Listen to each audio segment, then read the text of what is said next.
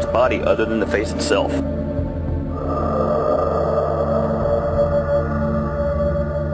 There are in fact 4 different types of, what we think of as Sasquatch or Bigfoot. Very wide, pronounced nose. There was also a very ominous odor. Phase 1 is to identify opportunities. I walked into a small clearing in less than 10-15 feet away from this enormous creature, and it scared the living hell out of me.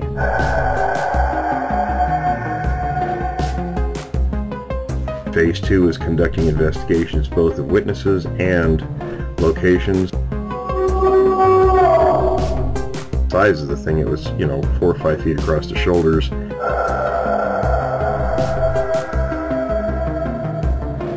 Phase 3 is profiling research areas, what's there, how they move, feeding, things like that.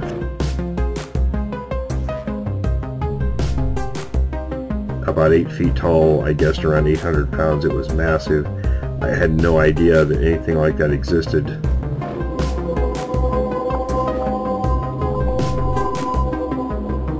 Phase 4 is create an intercept plan.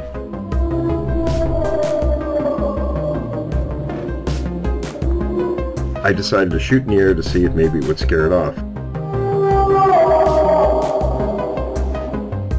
Phase 5 is the intercept and resolve the issue phase.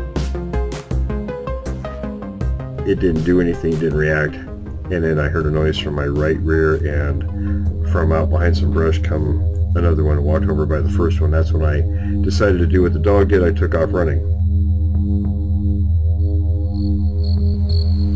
Welcome to Witness of the Unknown.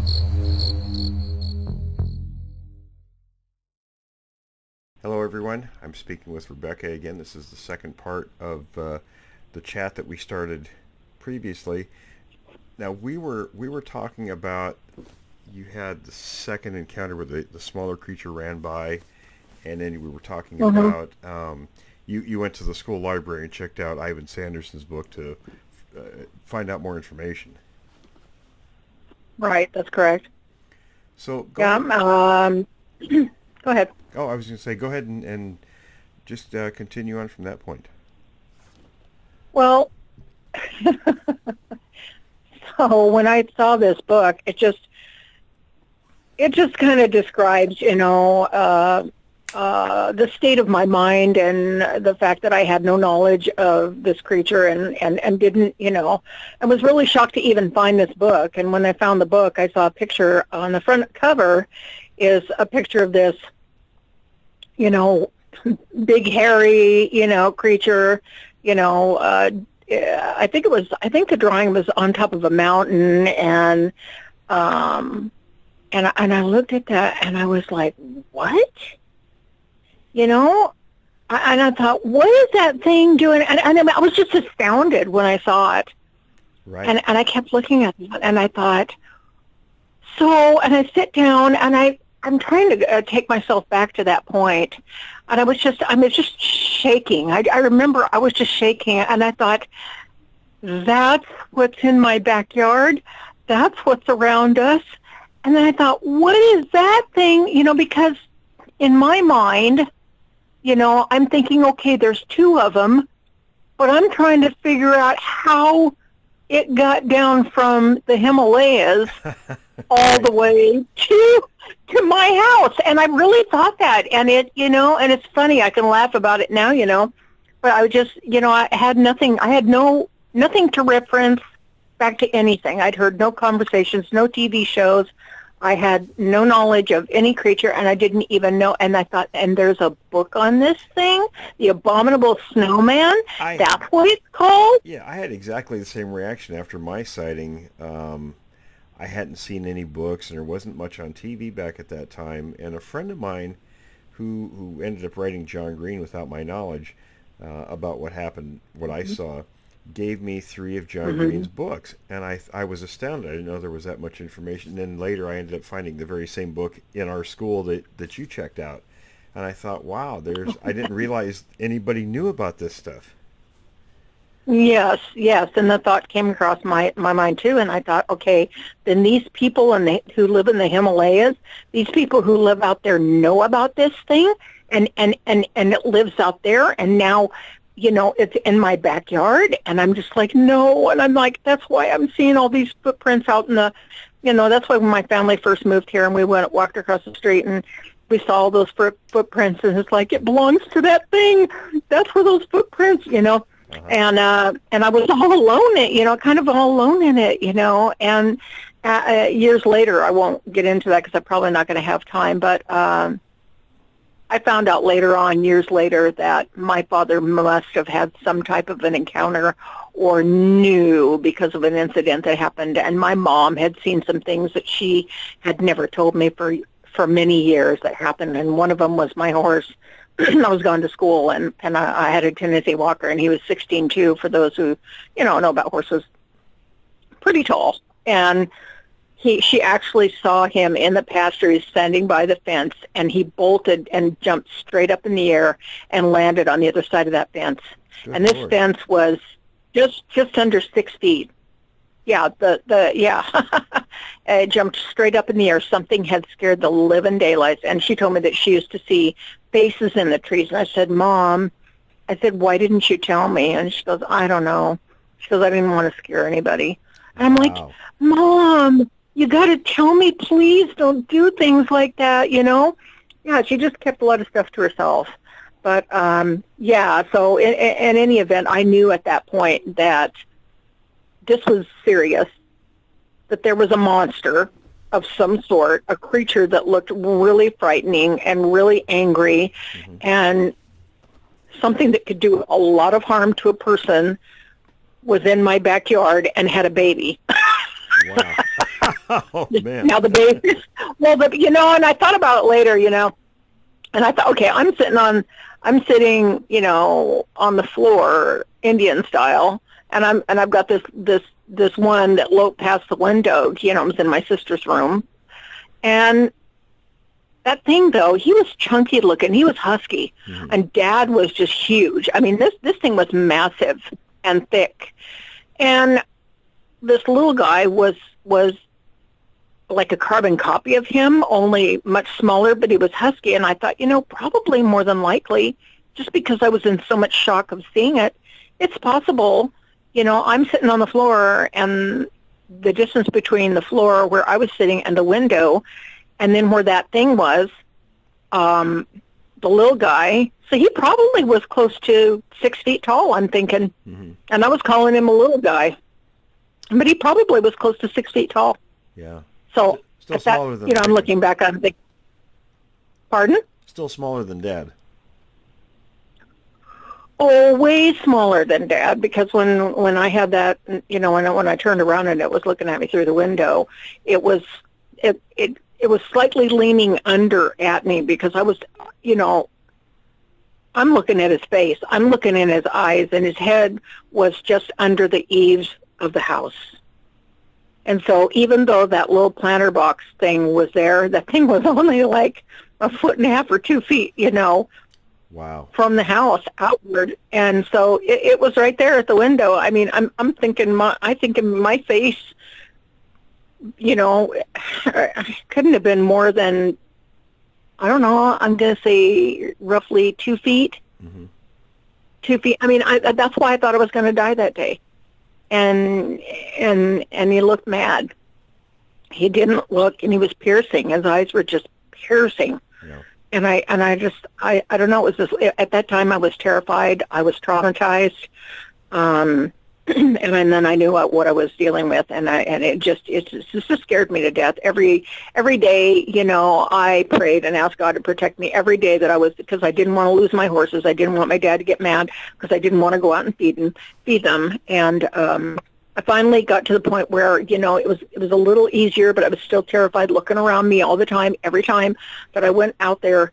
But each day that I didn't get grabbed or, hurt, or, you kind of start, you start thinking, because there's something you want to do so bad, and you got to feed those horses, so it's like, okay, well, it didn't get me this time. Okay, well, nothing happened that time, but you just got this creepy feeling like you're always being watched. Mm-hmm. And that was the feeling around that property all of the time. And then there were 3 incidences where the horses were run through the fences. They ran through the fences. One of them was really bad. We had to call the vet. And my Tennessee Walker had a gash along his neck and down on his chest and one of his legs, and it was a huge vet bill, and wow. Had to give. You're left with having to give penicillin shots every day, and the vet bill is huge, and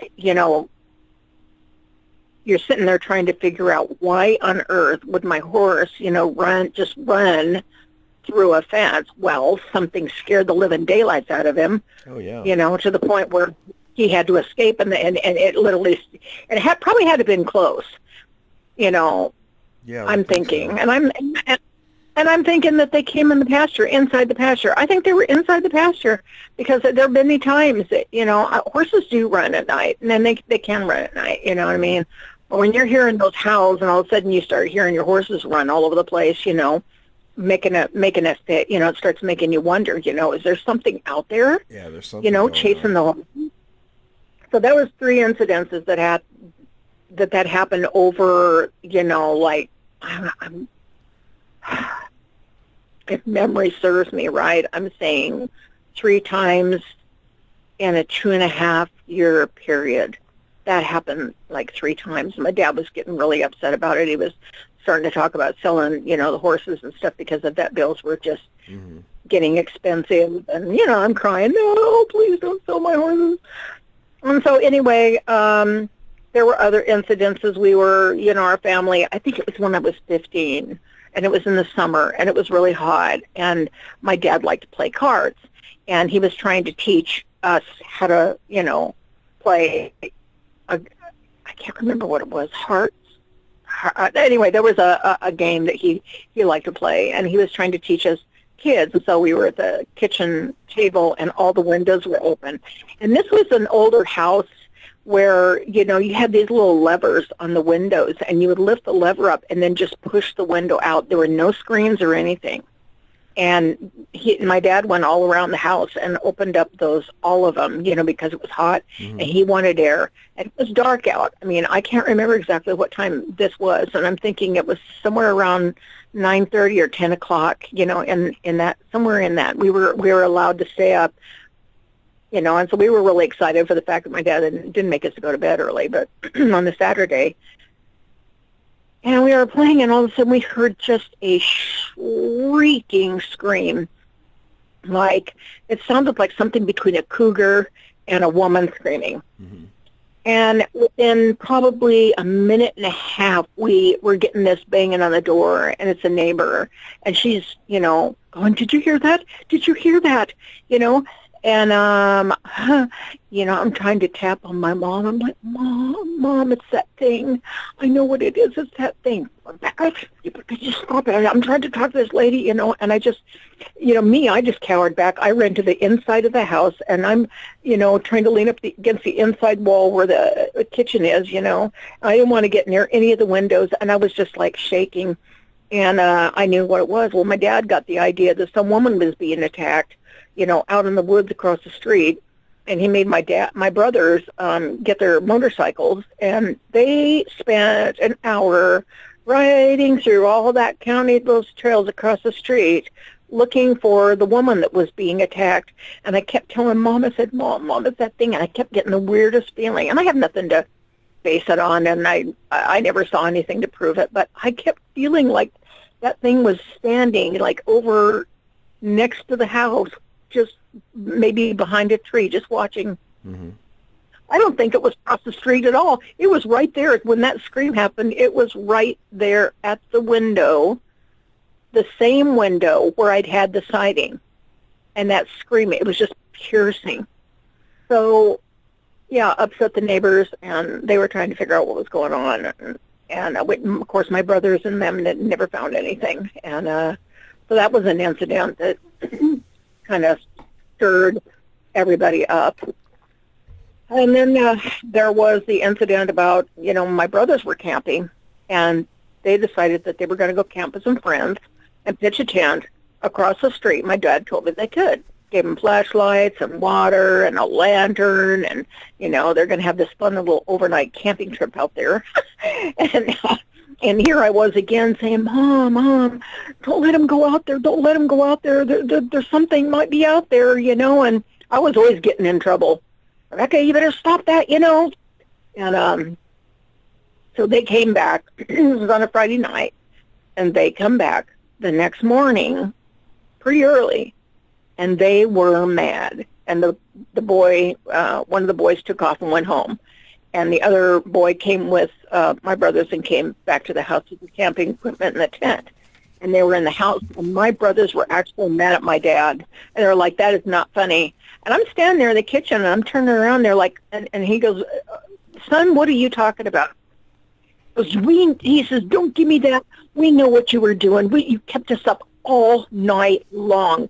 Why would you do something like that? We were out there trying to have fun. And he goes, son, I didn't come out there. He goes, Louise, tell him I've been here with you. And she goes, yeah, your dad's been here. He didn't go out there. Yeah, right. Well, what happened? Well, something was stomping around. You were stomping around, and we know that it was you, and trying to scare us, and hitting the tent, and throwing rocks at the tent, and making these growling sounds. We know that was you, Dad. And I just, in my heart, my heart was just racing. You know what it was. And I knew what it was, but you think anybody of them, they're not going to listen to me. I tried to tell my mom, and I kept getting in trouble. Rebecca, stop that.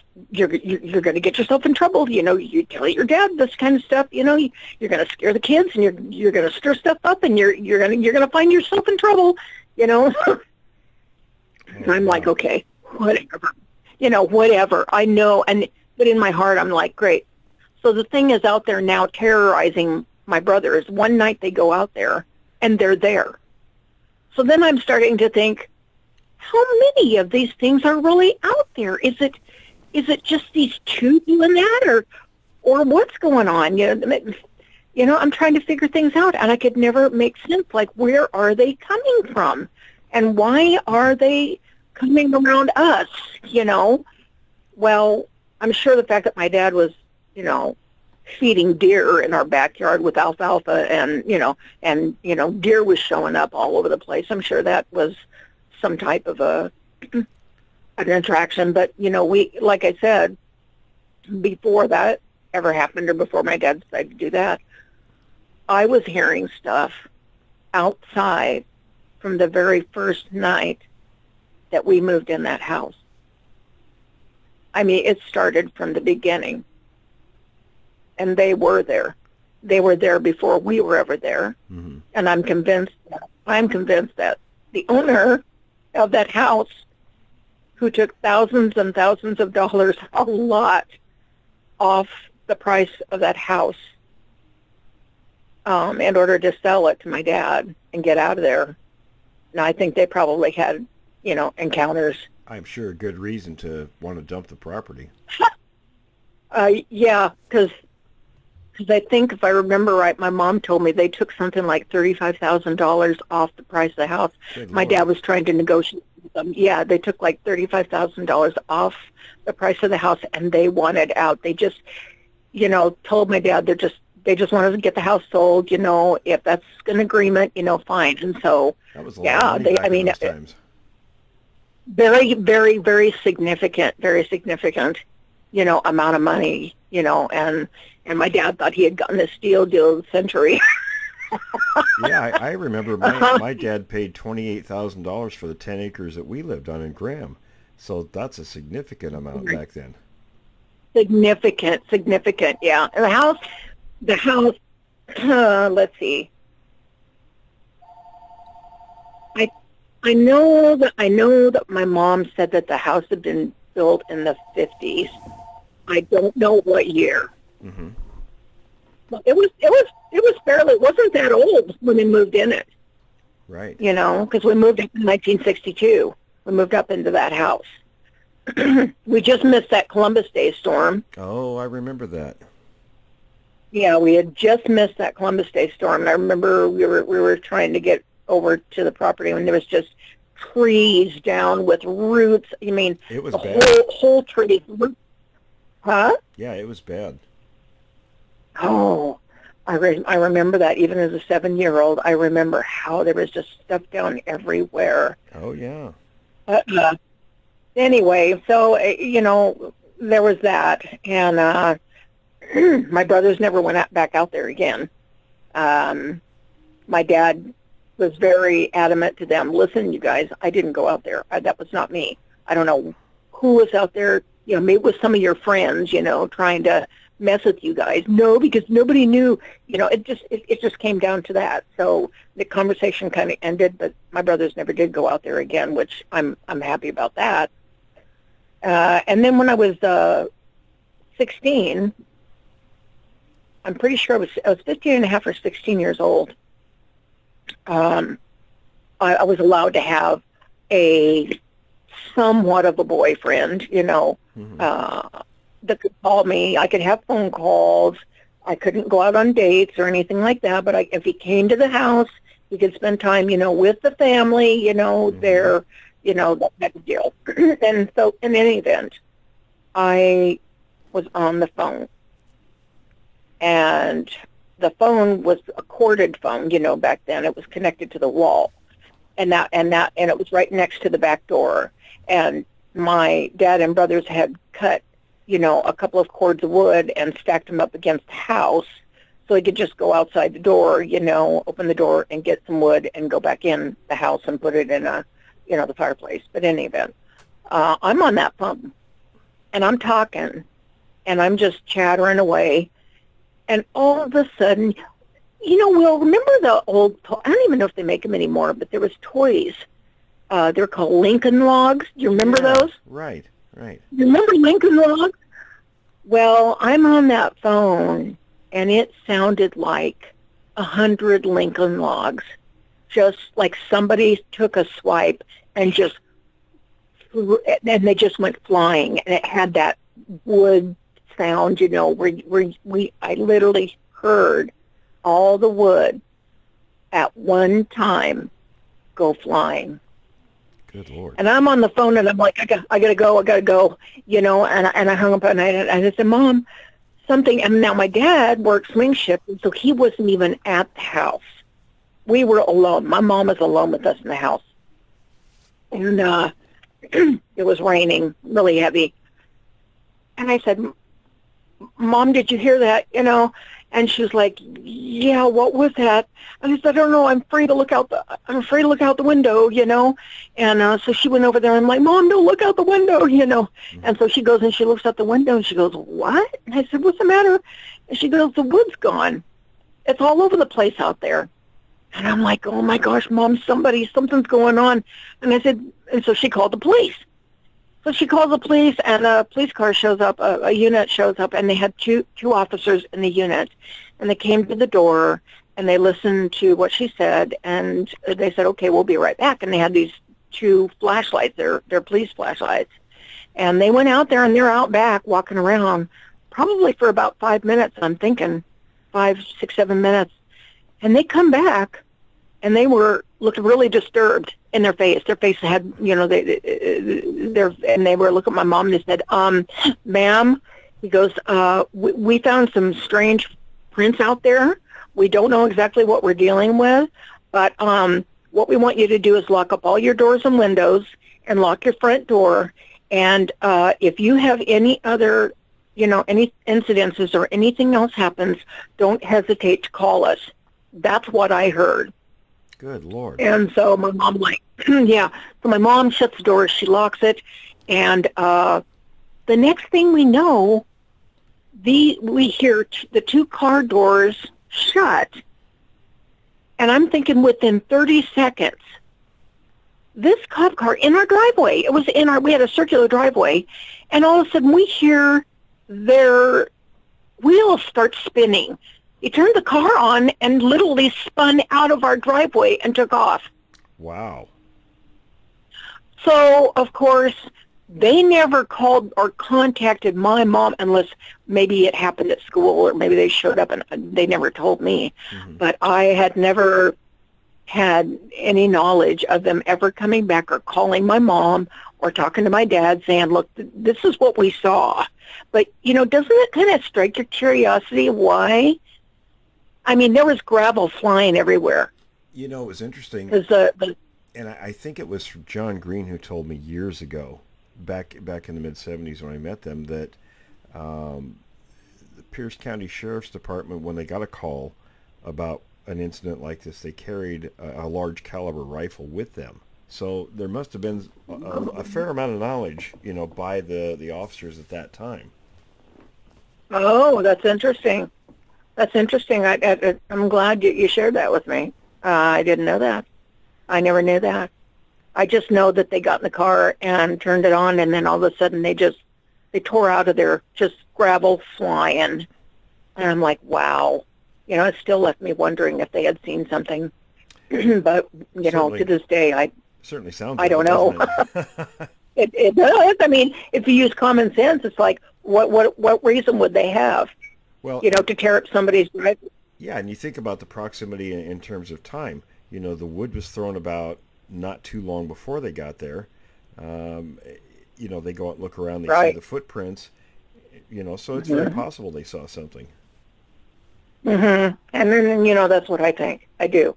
But I wish that they would have contacted my mom back to tell her, because I've been waiting for years to be vindicated. I kept hoping that maybe the neighbors or somebody would come up there if they did see something and say something. And I think that my dad did see things and never, ever, came to me and said, Becky, yeah, no, everybody was just closed mouth. Nobody would talk about it. And then there was the camping trailer incident. Oh, yes. That one gives me shivers to this day. I mean, when I really sit down and think about it, and I try to go back and, you know what I mean? It's like, oh my gosh, it just put the hair on my arms. But anyway, so that was the incident I think I told you about earlier. And I was 16. And you get these things in your head, And my dad was so strict, and there were times that you just wanted to get out. It's like, can I go someplace? Can I go out with my friends? Can I go sleep overnight or something? And finally he relented because the neighbor lady, to our right, heard she had a daughter about our age, and invited my sister Roxanne and I, to sleep over in the camping trailer that was in their backyard. Now, the only thing that separated their backyard from ours was a small picket fence, and one of the slats were gone, so there was an opening. Okay, so I'm just setting the stage for this. So, and then my brothers were on the other side of the house. Now, the house that was on the other side, you had to go, I don't know, 300 feet, 350 feet, something. You had to go through this little strip of woods and up this hill to this house on the hill. And they were invited with the guy that was their age to have an overnight. So my dad just decided, okay, you boys can spend the night up there, and the girls, Becky and Roxanne can spend the night over here, with this neighbor girl. We'll just get this all out of the way, you know what I mean? And they can all do it in one night. Okay, so that's fine. And my sister and this girl, Renee, went to bed. And they went to sleep finally. And I'm just sitting there thinking, I'm going to sneak out. I'm going to go. And I'm thinking, but what about that thing? And so I convinced myself, well, they're not even around anyway. I'm probably being scared for nothing. They probably don't even know I'm here. I mean, what would they do? I had all this stuff going through my head. And I'm like, I'm going to go through that woods. Nothing's going to happen. Everything's going to be fine. Those things are probably far away and somewhere else. I told myself that. And so I snuck out of that trailer exactly at midnight and shut the door. Now that door it was open. It was unlocked. It wasn't open. It was unlocked. I left it unlocked so I could get back in. and I snuck down through that slat And I'm like sneaking past my dad, yeah, through our backyard, and I knew my dad and my mom were sleeping. And I went through that little strip of woods hurriedly, I might add, and went up the hill. Well, I found my brothers, and they were all sitting up there talking, and I'm hanging out with them, and I'm talking and everything. And finally, I'm thinking it must have been around 1 or 1:30, something like that. And they're like, being boys, and they're like, "Why don't you? Okay, you can get lost now." And I'm like, nice guys. I'm like, "What do you mean?" I'm like, yeah, exactly. I mean, they were always mad at me anyway because my dad was trying to teach them how to build a motor from the inside out, from the bottom up, and I kept trying to go in the garage and learn. I wanted to learn how to put a motor, and they're like, "Get her out of here!" They're always irritated with me. And so I went up there, and anyway, they let me hang out with them for a while, and they're like, "Get out of here, just, you're messing up our night. You've been here long enough." And I'm like, "Okay, so can one of you guys walk me down the hill? Just walk with me down the hill through those trees, and then I'll do the rest." "We're not walking you anywhere." And I just stood there and looked at him. I go, "What do you mean?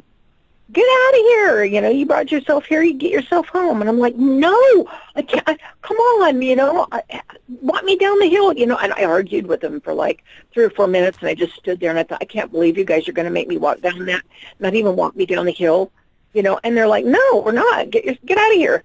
So I'm just standing there, and I'm thinking to myself, because I'm starting to get this weird feeling, and the hair is starting to stand up on my arms, and I'm thinking, I'm just scaring myself. I'm scaring myself. It's going to be okay. I'm just going to go down the hill, and I'm telling you, I walked down that hill, and I started into those woods, that little strip of woods that led to, spit me out into the backyard, our backyard. And I get halfway through the woods, and I take a step, and I hear a crunch behind me. Uh-oh. Can anybody even imagine what I felt at that moment? And it was like there's a little vibration that goes to that crunch, Mm-hmm. And I stopped for a second, and I was like, "What's that?" And I just stood there. I just totally stood there, motionless. And I thought to myself, okay, it was just nothing. I don't know what that was. I'm just, just go. I'm telling myself, just go. And I take like 2 more steps, and then I hear another crunch behind me. And then I knew. And then the horses start to run. Then the horses start to running. And I'm standing there, and I'm like, "No, I made a big mistake. I made a big mistake. What was wrong with me? This is stupid." And here I am praying again, asking God to send angels, to protect me. And I'm like, "It's stupid. I'm sorry, God. I don't want to be drugged out in the woods and never be seen again. I don't want to die like this. I'm still a teenager, and I'm talking to God, please don't let this thing hurt me." And then I'm saying to myself, I remember my dad, he was always telling me, if a wild animal starts following you, do not run. Mm-hmm. That was one thing he always told us, do not run. And so I started telling myself, just start walking, put one foot in the other. I mean, I'm literally feeling that same sensation where the blood is starting to leave my face, and I got the hair standing up on the back of my arms and the back of my neck. And I'm walking. I'm taking one step, scared to death, in front of the other. And I'm telling myself, you're going to make it. You're going to be okay. You're going to be okay. And I could hear that thing walking behind me. Now, so far, it hadn't grabbed me, and I kept saying, the thing that scared me worse was when I had to squat down, knowing that thing was somewhere behind me. I was scared to turn around. I didn't want to turn around because I didn't want to come face to face, because I thought to myself, I'm going to faint. I'm going to faint, and then it's going to take me away somewhere, and I wouldn't turn around. And that was hard. That was really a hard experience for me. And so I squatted down, and I slipped through that open slat, and I grabbed that little camping trailer door, and I just literally bounded into it and turning around at the same time. Kind of a Yu-Gi-Oh moment, I'm telling people. And I pushed that lock down. And I mean, it hadn't been more than a second or two that I pushed that lock down when I was in the inside of that camping trailer, and it started pushing and rocking that camping trailer back and forth. And I mean, this thing is rocking back and forth. My sister wakes up, this girl Renee wakes up, the neighbor's daughter, and they start screaming. And I'm screaming, and we're all screaming.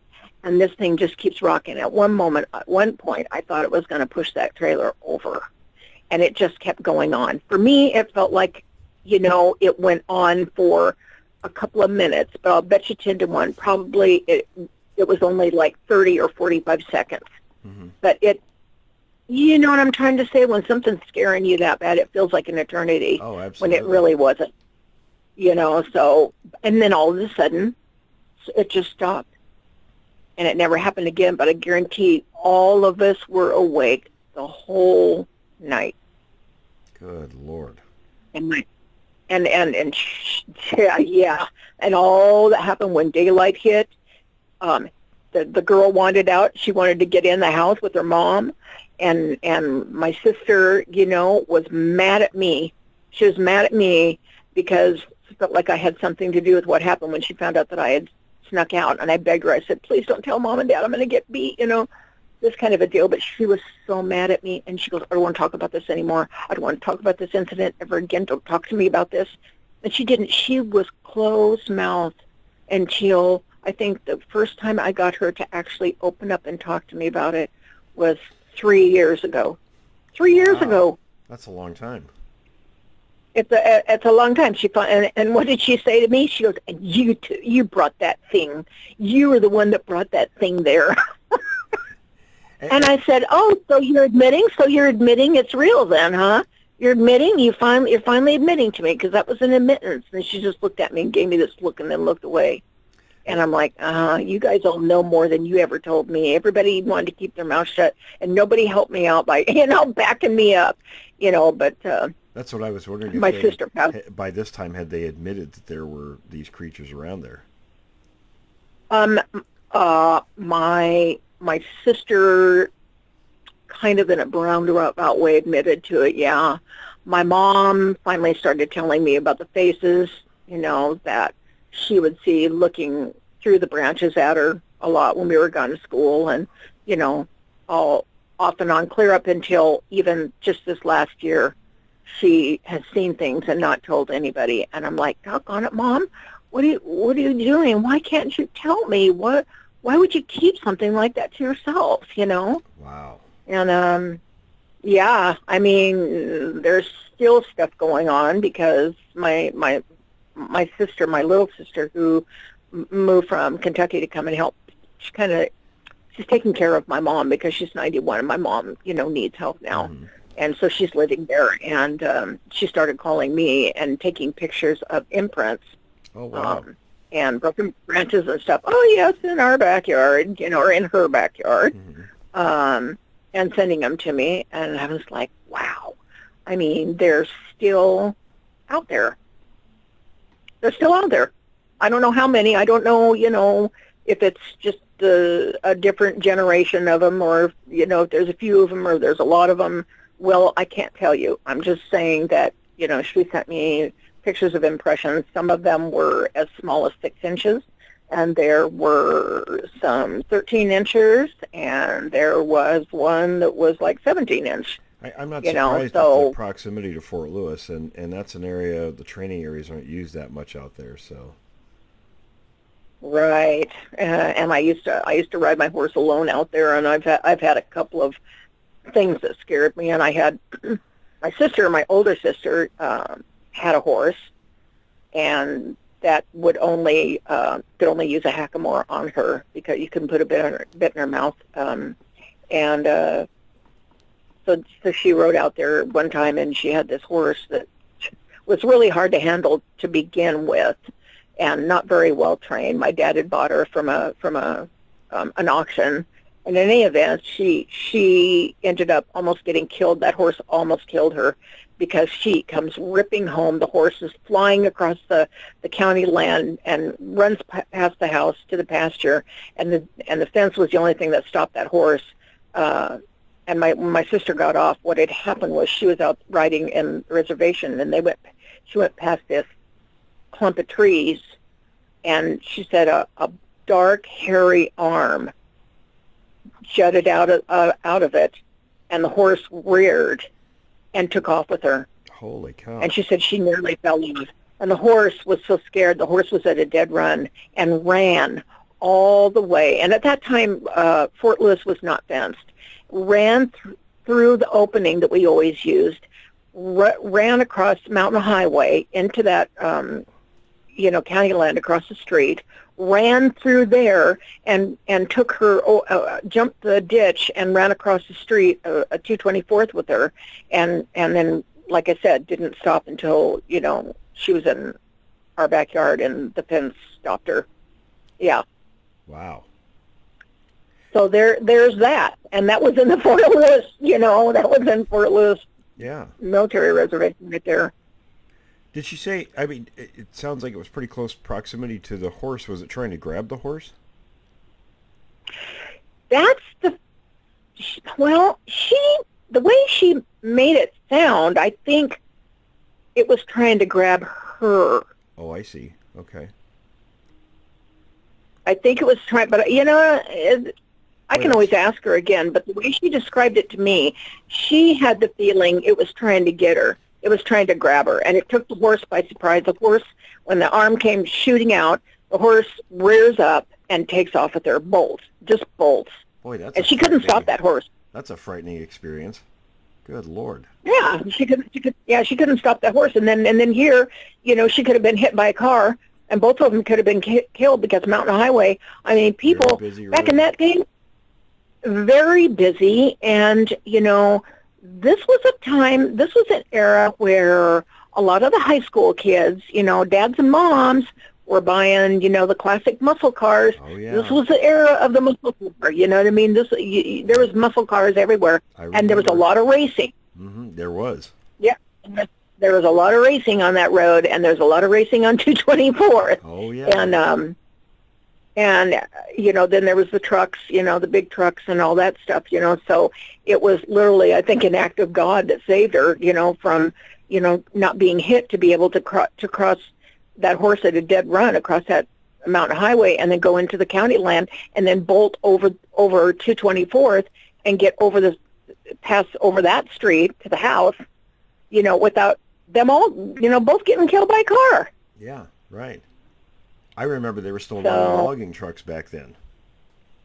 Oh, yes. Lots of logging trucks. There was a lot of stuff going on. I mean, very busy, very busy. Yeah. And, there were, I don't know if you remember, but there were a couple of deaths.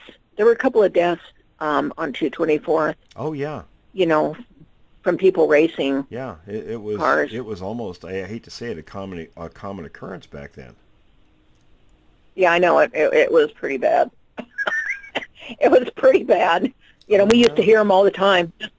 And it didn't matter if it was dark. It didn't, a lot of the racing started when it started to get dark, and then you could just hear them.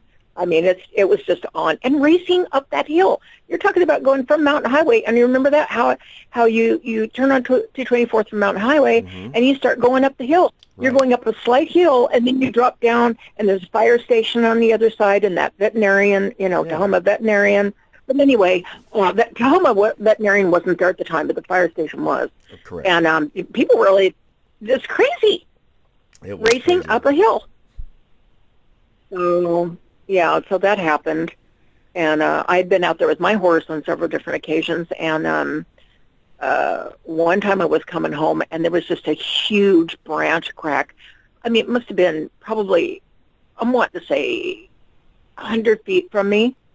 But, when everything is silent and all of a sudden you realize that there's not a bird singing, mm-hmm. that the air has turned deafening silent, and all of a sudden a huge branch cracks, that sound just resounds all through the reservation, Yeah. And I remember my horse jumped, and I had a very quiet, that Tennessee Walker had a very quiet demeanor. He was a very good horse. And he just jumped. And I thought, you know what, I'm getting out of here. I don't know what that was, but, I kind of hurried up my little pace because I was still probably a half a mile from getting to Mountain Highway, getting out of there. Yeah. And, I never was attacked or anything, I mean, none of us were ever attacked, but it made me wonder. It just made me wonder. I felt like I was always being followed by that thing. Mm-hmm. And then I ended up moving back there, later on after I grew up and I, got married and, my dad built another house in the back and offered me to rent the house in the front, the same old house that I was raised in, to come back there. And so I came back and I brought, new horses and, it was just the same thing, feeling like something was always watching me. And my daughter, Ashley, would always tell me, Mom, I keep hearing branches cracking across the street. And I'm just like, you know what? They're still here. Yeah. They're still here. There's still activity going on out there, but I don't know how much time I've taken up over here. There was a Tupperware party I can tell you about, and my mom told me after I had left home, and she had gone to a Tupperware party down at, where 22nd Avenue. I know you know where 22nd Avenue is. Sure. Like you just turn right on 220, or Highway 7, and you go up just a jot, and there's, you just take a right there, and it just shoots you to 22nd Avenue. Well, up in there, one of those houses right up in there past that railroad track, she went to a Tupperware party. And there was a lady who apparently had regular visitations from one of these creatures. And she told me this story, how there was a stench, and the woman kept getting mad, and she was embarrassed, and she kept apologizing to all the ladies. And she finally got mad. All the ladies were in the living room, and there was a window that was open in the kitchen. And there was a big tree back there, and she finally got mad, excused herself, and went to the window and yelled out the window, knock it off, why don't you guys get lost or something like that. Talking to them like, my mother told me this story, and my mouth was open. I said, what? And she goes, yeah. And she said she slammed the window shut and came back there. She goes, I'm sorry. She goes, they're always underneath my window trying to look in. And I'm like, oh, my God. What? Yeah. So there was that story. So you're talking about a whole area, right around that whole Pierce County area like you're talking about. There was a lot of stuff. I mean, I've had people say, oh, well, how come we never heard about it? Well, nobody talked about it. There was a lot of stuff going on throughout Pierce County. And I can remember when I was a young kid, we lived back behind the Soldiers' Home in Ording. Right now, in fact, the Puyallup River went right through our property. We had 40 acres. Oh my gosh, yeah. And we had a couple incidents that I didn't think anything about until we moved to Graham, just I think 5 or 6 miles away. And I actually saw 2 of the Sasquatches up there. But, in 1968, we had a kid that rode back. He was about my age, about 10. And he said he saw the rock quarry monster that was trying to get him. Well, I'm thinking, what the heck is a rock quarry monster? I was out there on my bike all the time. Oh, my gosh. and the same thing with the cows. One day, cows have a pattern in their pastures. They're pretty predictable. Right. You know where they're going to be throughout certain times of the day. This one particular day, it was a summer, I was home out riding my bike like I did on the dirt road we lived on, and my sister, two of my sisters and my mom were out by the corral, and all the cows were up there, and they were kind of huddled up around the barn facing out toward the tree line, and their ears were out. They were really agitated, and something, my mom says, come over here and look at this, and something was just thrashing the brush at the edge of the tree line. We couldn't see what it was, but it was really tearing the brush up. And she says, well, it's probably a bear. Don't go down there. Well, I had confronted a bear out there, face to face. It was after some beehives one time a friend of my dad's had. Wow. And we were going down to the swamp to build a raft, and I was in the lead, being the oldest of the 3 kids at the time. And the bear was coming up the trail, I was coming down, and we met about 5 feet apart, and I just yelled, bear, and run. And we all took off. But I didn't think it was... Oh, my gosh, that's scary. We hunted, my dad and a couple of family friends, and I went with them. We all hunted the bear and never saw it again. So Uh-huh. I don't think it was a bear. Then when I learned about the Sasquatch activity, years later, I kind of put two and two together and thought, oh, that had to be what was down there. It wasn't the bear. And it's probably why we never saw the bear again. Right. Right. Right. Wow. Yeah, you've had some pretty hair-raising experiences too. I know. My area from where you were wasn't that far apart. It was only a couple of miles as the crow flies. Oh yeah, it wasn't. If you exactly as the crow flies. If you eliminate all the lights and you eliminate all the houses and you just kind of Yeah. do this graph, like let's say from the air, and you start looking at this whole thing, Oh yeah. it their territory. Of course, I didn't know none of this. It took me years of learning and finally going online when there was information and trying to talk to other people and groups that were forming. And I started learning, and I thought, wow, these guys really have huge territories. They're huge. They Yeah. they can go for miles, sometimes 100 miles. Or more. Or They more. just Hmm. they're not like we are. No. They're not like we are Very at all. They're uh, yeah. So I where are we in this as far as time goes? I haven't really been paying attention. We're starting to run short, but of course, we'll have to record again. But was there anything else you wanted to bring up before we end this session? Well, there's just so much more. I know we're gonna have to do another episode, but and we can, if you like, later on we could even do a third part. Okay. Maybe another Yeah, day if this if week you or want to, something. because there was a different area that I lived in, later on in my life, like in 2006, I believe it was, or 2005, when I moved to some property in Puyallup, and there was so much that went on there. Oh, well, And let's do that then, because like I said, we're running short. So let's go ahead and okay, plan for a part three, and we'll, because okay. that Puyallup area has always been very interesting to me too. Oh yeah. Oh yes. It's just, and when I used to live on 94th Street for, a couple of years, and then I discovered that I was almost across from the same area where that Puyallup Screamer Yeah. was many years ago. I looked that up, and when I finally discovered that, and I've been reading about it, I thought, wait a minute, that's that's that's right out by where I'm living right now. And I'm like, wow, Oh yeah. Yeah, it was quite a lot of activity. right? It sure was. And those are the same Sasquatches. I ran into two of the three of them. There was three in that group, um, and I ran into two Wow, of them. We found tracks of all three of them wow, in 1972, and then 2 years later, I actually ran into two of them. wow. Wow, I'd love to hear about your experiences. I'd love to see how just tell me briefly, before we go, how what was the sensations, or how did you handle that emotionally and psychologically when you saw Well, your first ones, or when you started having ran into them? well, out in that part of Grand, of course, that was right straight down 224th on the other side of Meridian, where I lived, Hmm. right before you get to Hmm. Thrift.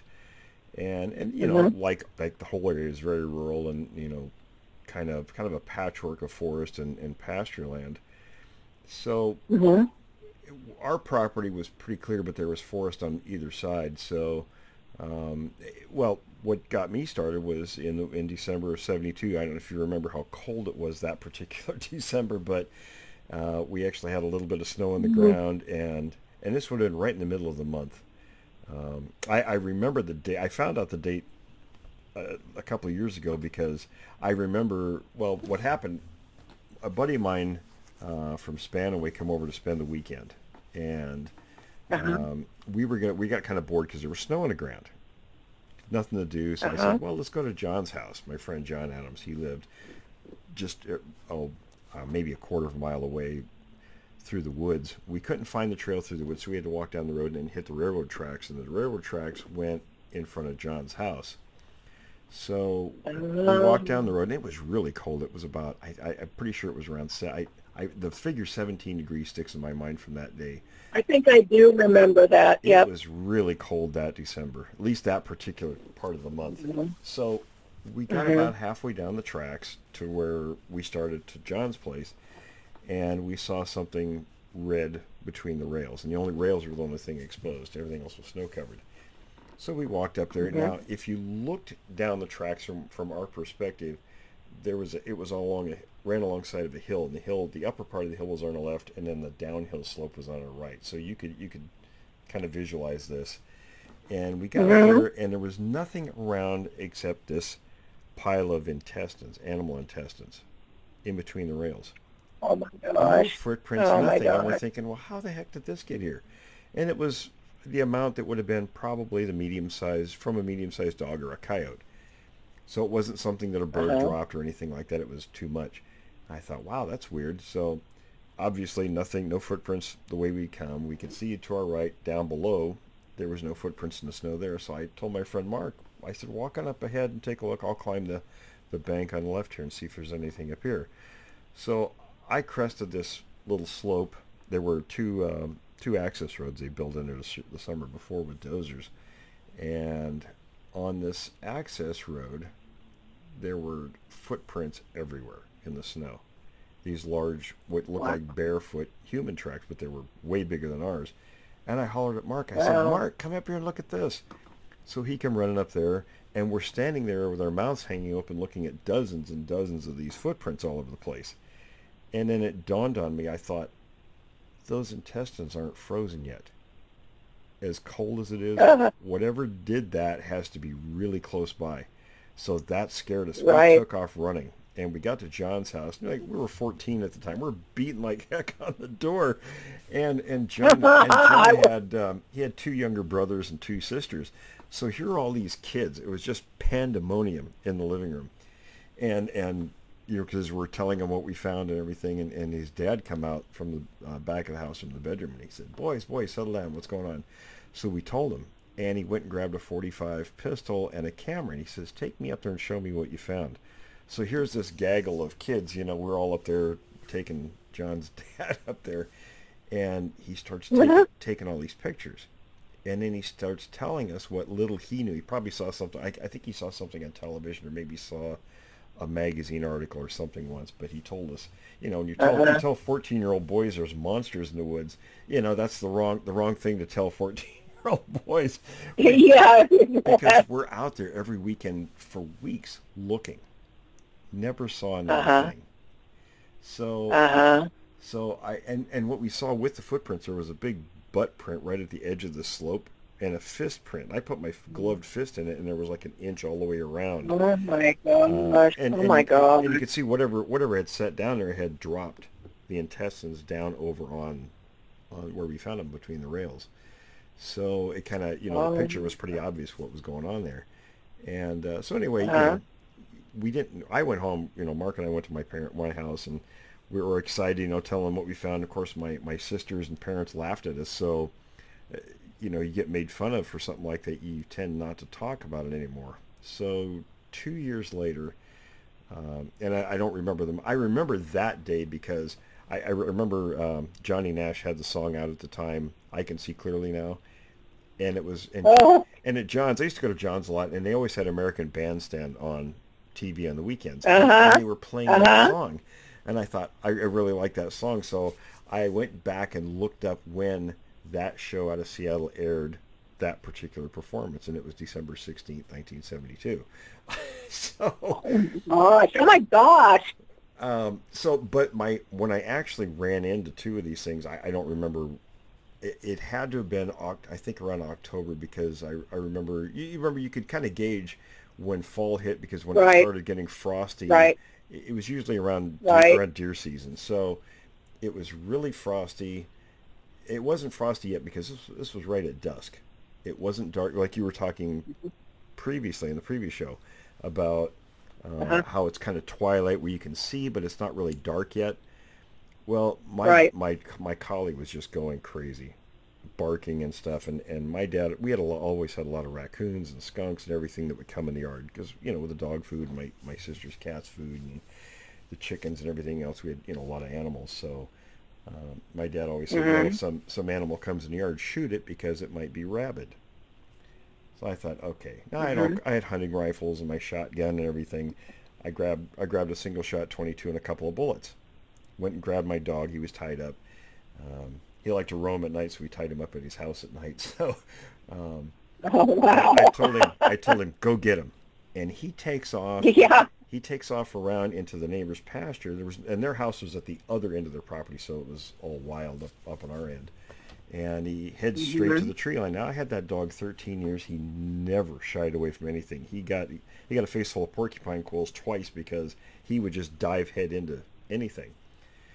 He got to the tree line. Wow. He got to the tree line and he froze with his ears up and everything, really alert. And I thought, what's he doing? I never saw him stop it for anything. And I get about 50 feet or so from him, and he whips around, and he comes running back at full speed past me, heading to the house.